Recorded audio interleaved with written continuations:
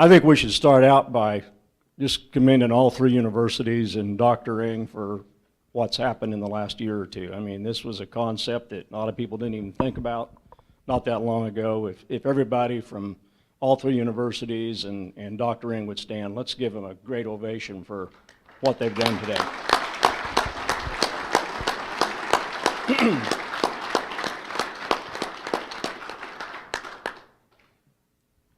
Well, as Dr. Ng said, Dave and I are consultants, and there's a lot of them here in the room today, and mostly we do feed yards. Along the way, you get a chance to do some cow-calf work. So I think we've kind of learned by trial and error to some degree and had some successes and learned a few things. When Dr. Ng made his opening comments, he talked about two things that really stuck out to me for limit feeding. One is necessity, and the other is opportunity. And if you go back 20, 25 years, most of what we did was necessity. Droughts, people running out of grass, feed. How can we not sell our cows? And so we did some of that, and I think it worked pretty well with the limited experience and knowledge we had. I would tell over the last 5, 6 years, it's gone more towards opportunity.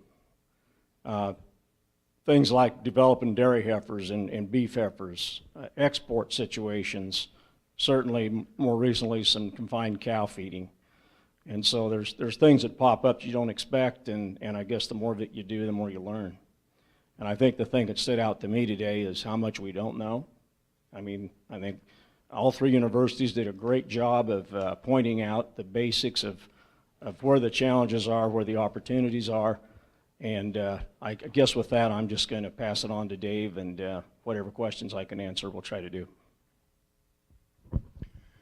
Again, I would like to echo Bill's sentiment. Dr. Ng threw this idea at a small group of us that he refers to as the Camelot Group 2 or 3 years ago, and I'm not going to speak for the whole group, but some of us tried to discourage him.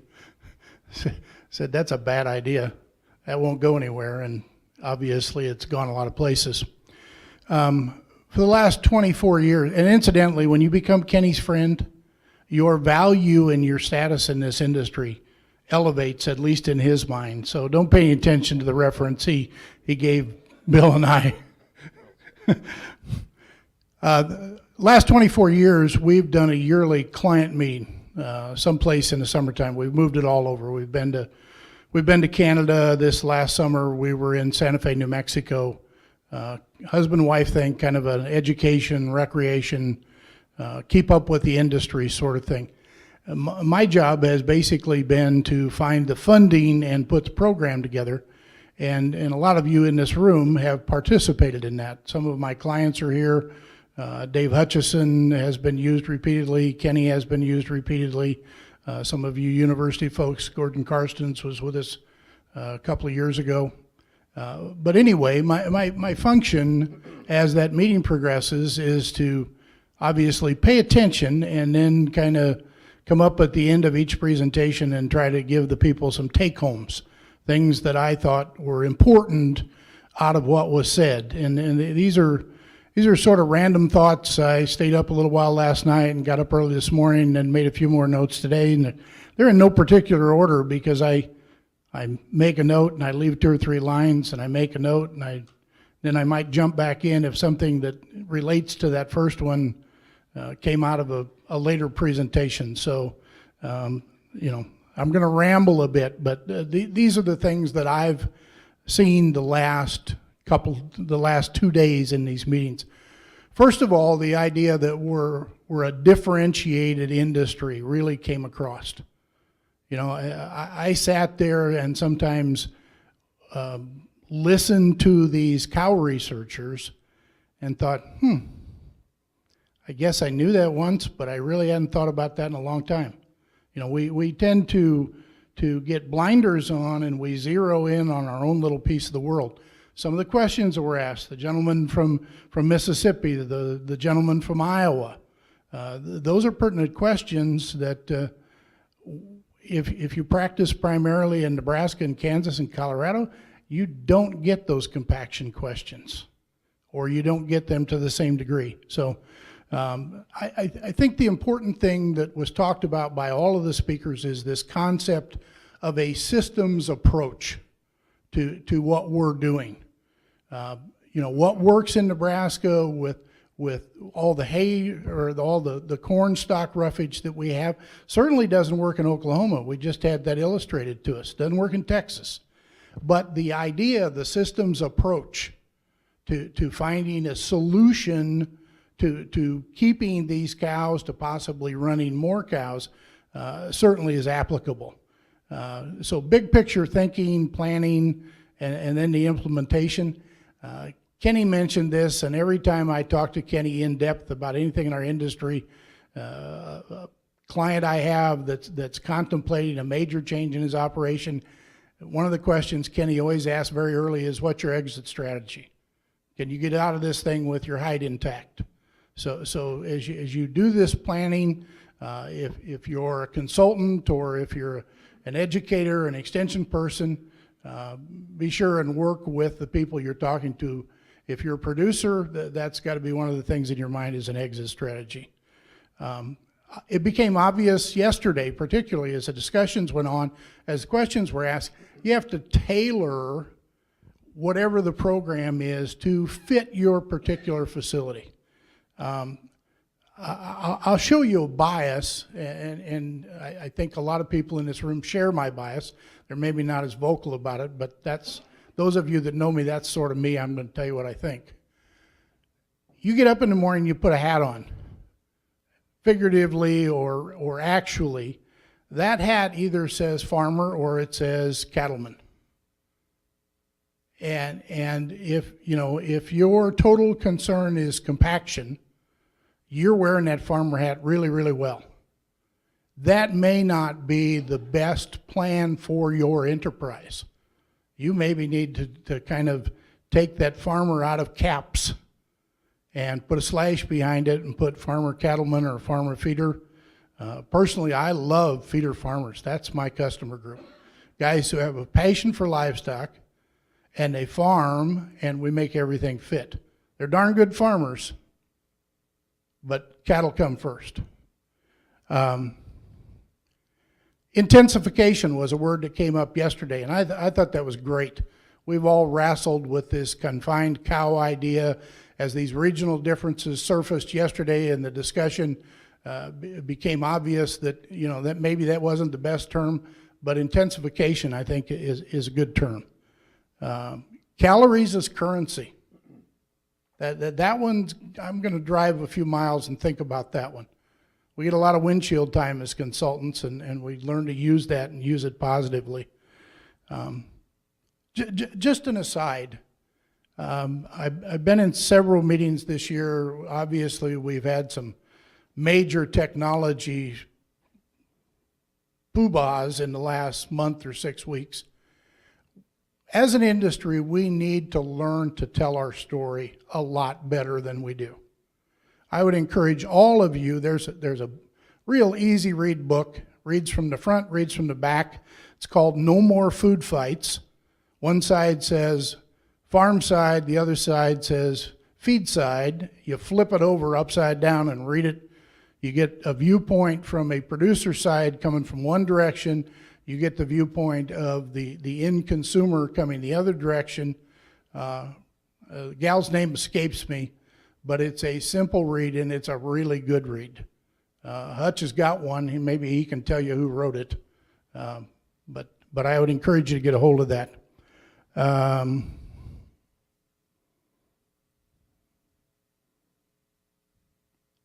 I would encourage you to, as you work with your people, as you take these ideas, you go back to your clientele or you go back to your operation, use all 6 of your senses. And maybe the most important one of those is some of the stuff that we just saw with the hay feeders. We sat there, I think, and I don't think you're any different than I am. I looked at that skirt and went, duh. It's sort of common sense. That's bound to cut waste. That's the taste, touch, feel, smell, whatever. But common sense is one of those that we oftentimes forget. Employ the KISS principle. Keep it simple, stupid. Read everything you can get your hands on. If you don't get all these industry periodicals and publications, yeah, they tend to pile up on your desk or on the table next to your chair where you read or whatever. But get them anyway. Get on the mailing list. Get them. At least scan them. If you get Beef Magazine, most of the stuff that Terry Kloffenstein presented was in a really good, easy to read article. And those things generate some thought. We need to stay current. We need to walk into every situation where we're meeting with a group of cattle people or another cattleman or a client or whatever, prepared to discuss some of these things. And the last thing, and I think it was brought out very well this morning, technology is a big deal. You know, we've kind of taken the mantle that, yeah, the American farmer can feed the world, in spite of some of the green folks and whatnot who are trying their darndest to slow us down or to keep us from making that happen, but we can't do it without technology. And we've got to kind of get our hackles up and do it politically correctly, but we've got to support technology that's good science and been proven. I'll make one comment in between here, but you know, we've been able to get along pretty good with our limit fed systems and be pretty successful. I think the real hard job maybe is to my right, and that's, you know, calving and animal health and some of those things when you get those cows in confinement for some time. So, Dee, how's that for a setup? Oh, wonderful. It's always the vet's fault. It is, that's what Unless you're talking to a vet. You'll have a slide in here at the end that will undoubtedly blame it all on nutritionists, so just be prepared. I'm not certain how much, I'm not certain if Dr. Smith covered any specific vaccination information yesterday, so you may get two views of the same thing. We were working cattle yesterday. I'm located at the U.S. Meat Animal Research Center. I work for the University of Nebraska. The University of Nebraska has a teaching center located there. There's approximately 1,000 animals at the U.S. Meat Animal Research Center, which provides wonderful opportunities for fourth-year veterinary students to get some hands-on experience they can't get anyplace else. There's about 7,000 mama cows and all their babies, little better than 3,000 ewes and all their babies, and there's a whole bunch of hogs behind a chain link fence. And 22 years ago when I went over there, they made me take a bath, and I'm not gone back. You got to take a bath when you leave pigs, not when you go to see them. At any rate, yesterday we were weaning calves. We weaned about 500 calves and worked about 200 cattle through the chute yesterday afternoon, working on some of their science research projects. There are 3 of us there that do clinical, put our hands on cows. And I guess maybe we may have a 4th. Dr. Grodelution is my new boss, and I think he knows how to work around a cow, and if he does, then he'll be a 4th one. So, anyway, I wasn't here yesterday to know what Dr. Smith said. I tell my students that this is where the game is. And I think, thinking about this meeting, this is where the game is for anybody who wants to intensify their cow stuff. The best way to deal with infection is to dilute it. It's the same way you dilute toxicities that are in feed. You know, we're going to be talking about aflatoxins or molds in feeds, I don't know, whatever. Dilutions, when you run into a problem with a feedstuff, nitrates or whatever, you dilute your way out of it. And we've done that for years. Sandhills of Nebraska, if you take if it takes 15, 20 acres to run a cow, you've diluted that pathogen a lot. Not that you necessarily dilute evenly across the deal. But this is where the game is.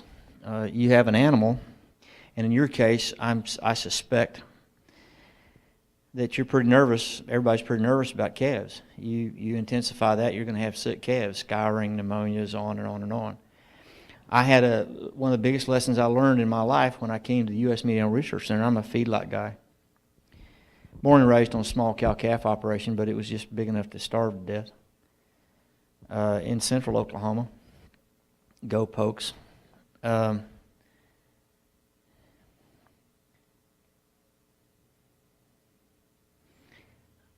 I came to the research center thinking that I really don't care what you do to your calves. But from the time you wean them, please don't touch them until they get to my feed yard. I don't want them in anybody's chute. I don't want them in the auction market's chute. I don't want the vet down there, I get them as fast and efficiently as you can from my father's operation to my feedlot. And I don't care what you do in the cow herd. And I was so phenomenally wrong about that. I still don't want them touched when they're in the auction market. Keep your hands off my calves. But I have come to appreciate at the Meat Animal Research Center, working with lots of veterinarians in Nebraska. I work with I've learned a lot more from the Nebraska veterinarians than I have from the research scientists, and they are brilliant. I have learned a ton from them. Is that the most important thing in having a healthy calf in the feedlot at the Meat Animal Research Center, which is about 6,000, 6,500 head feedlot, is for that calf to be born to a healthy mother. That's not an opinion. That's what the data says. And we've looked at it from cholesterol intake. They've looked at it from we have. Cholesterol intake from illness records, whether it be scours, be it respiratory disease, be it foot rot. Somebody in this room, Gary Tibbetts, went through all of our stuff. There's an absolute correlation to how much freaking foot rot you have in a feedlot as it relates to the start that calf got in its life. And how foot rot in a feedlot associates with the first 24 hours of a calf's life escapes me, but in God's world it is connected. So this is horribly important. I have an animal in an environment, and there's an agent that's going to give me a bad time, be it E. coli, be it IBR, be it whatever. The resistance is something I can deal with, but it starts with mom. The colostrum in the first hours of life, I was told in vet school, if you get it in the first 25, you're good. Well, that was bullshit. If you don't get it in the first few hours of life, you're in trouble. That is an absolute ticking. That's a clock you cannot miss. When I came, we had to help a cow with a dystocia. We tried to mother them up for 24 hours. The next morning, if they didn't look like they'd mothered up, we'd gather the calf, milk the cow, put some stuff in it. That was wrong. We should have done milking the very first moments that calf was alive. And physically put it in the calf, not leave anything to chance. If we have to assist, I'm not suggesting you ought to gather all your cows up, but if you're there, how many of you have used a calf jack? Yeah. How many are veterinarians? Yeah. There's a couple of you, right?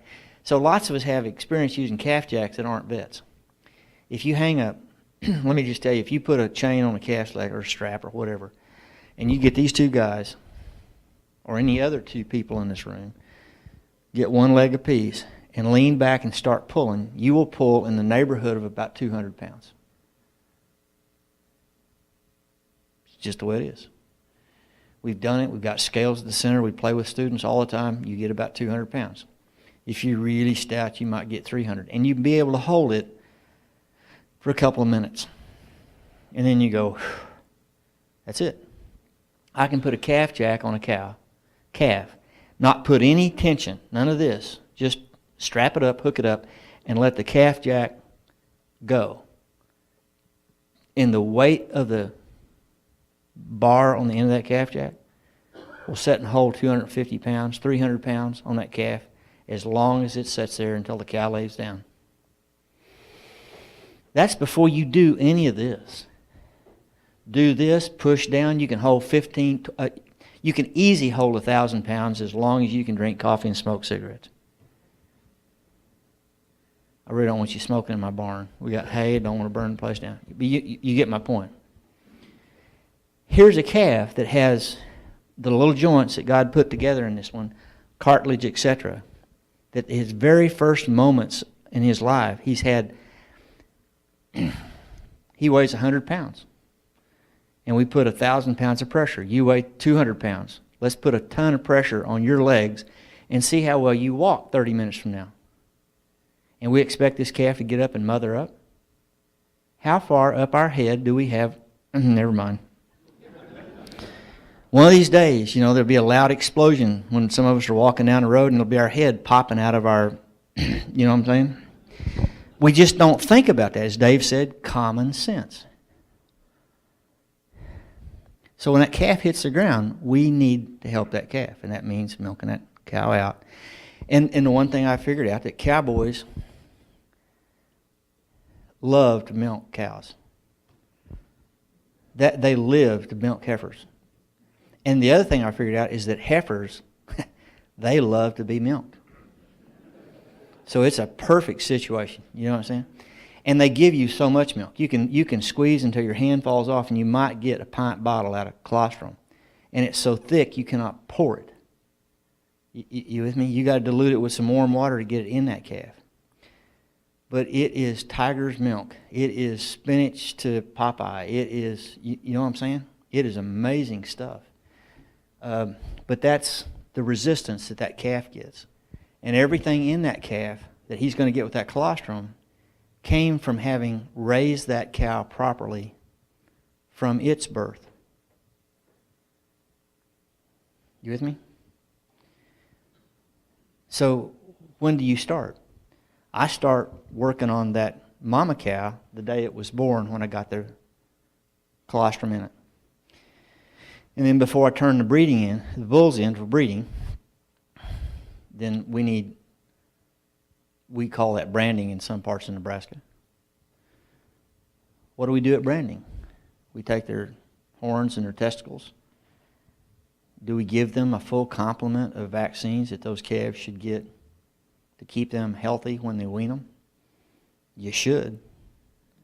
But forever we gave them blackleg. Well, that's nuts.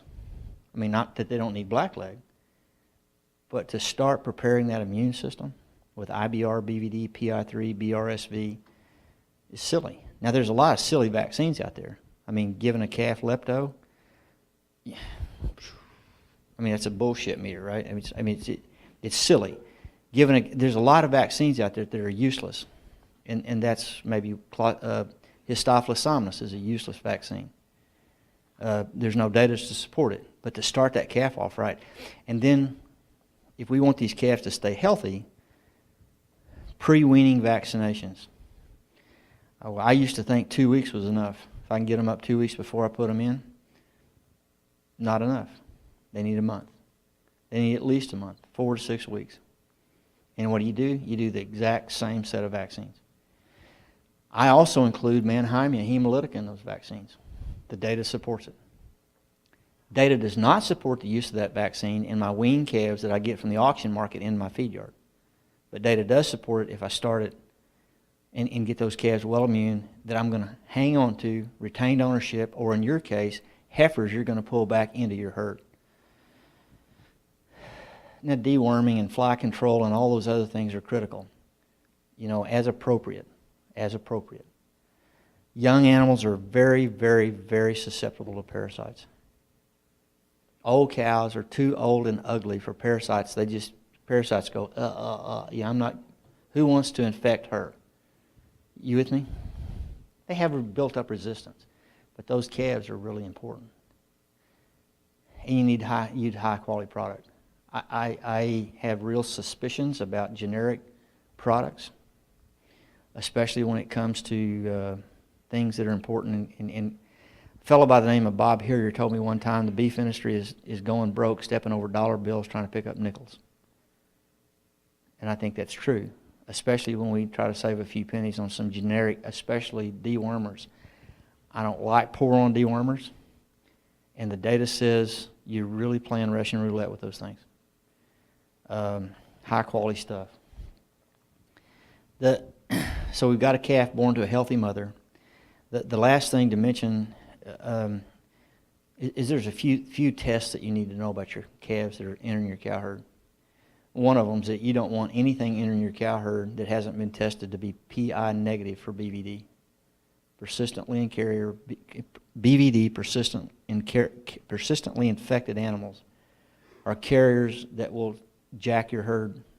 Just don't let anything enter your herd without testing for it. That's critically important. The question then for this group is, I'm going to calve these cows in an intense operation.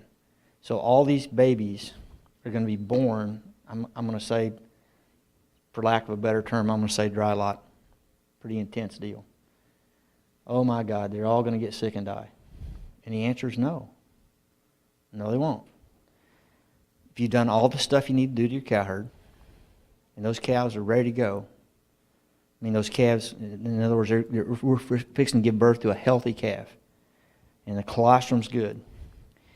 You do need to move those cows right before calving to a clean calving area. But that doesn't have to be a pasture. And as soon as those calves are born, I mean, some of the feedlots I've been in, some of the soil surfaces that I have in feedlots are cleaner than some of your pastures, some of the calving pastures I've been in. But I want my feedlots to be cleaned at least every month. I want those pens, a scraper go across those at least every month and pile them. I don't want this to be a pit of disease. I do it for dust control. I do it for mud control. But if you're calving cows in there, what would be the problem in running a scraper over that calving area once a week? So those calves are hitting in something clean. And then keep those calves grouped by age. I'd probably use a little bedding, but I don't know what the data looks like on that. Don't know if there is any data, but I would likely use some. But I honestly believe that if I have these calves prepared properly in utero through healthy mothers, that I can get that calf born in an intense operation. Works. And don't worry about keeping them. Another thing that was on Dave's list that he told me personally was, what about when do you wean them? Who cares? We've weaned tons and tons of cattle in Nebraska at 3 and 4 months, and they just do great. Early weaning is a money-making deal if you need to save the grass. An animal unit, by definition, is 1,000 pounds of cow. If she's got a calf by side, that's a third of an animal unit. And if you can take a third of that grazing pressure off your stuff and protect the carbohydrates and root systems in those plants, you need to do it if the climate dictates. But early weaned calves, everything we've done and know is that there's not a health risk in early weaned calves if you got this in perspective. Thanks.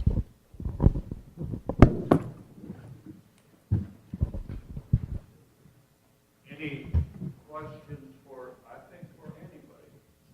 Any of the speakers, any department heads? Now's your chance. We've got a lot of them corralled up here. And are any comments, any suggestions?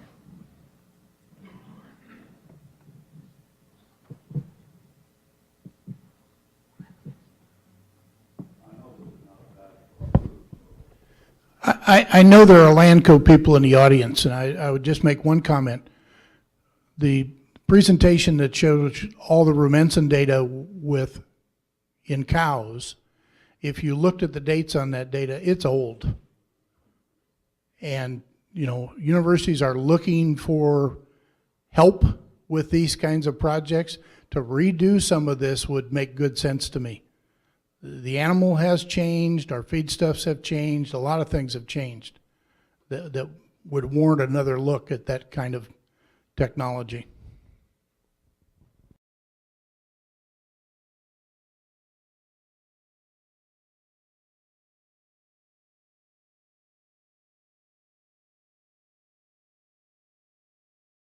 Well, I just want to thank all you for coming, but before we dismiss, I think it's important to remember that this all really developed when Kenny and his foundation group started thinking about what are the needs. And I think it's an example for all of us. Here's a man who obviously has made his livelihood in the cattle industry, and he may say in the land swapping, but for whatever reason, he's been motivated to take the blessings he's received financially and to put it into research that I hope will benefit a lot of you. And he's been willing to say, you know, I had a great opportunity. I've been the fortunate advantage to take advantage of some of these opportunities over time. I want to pay back and to allow other young people to take advantage of those opportunities. Kenny, we appreciate that. We want to give you another round of applause.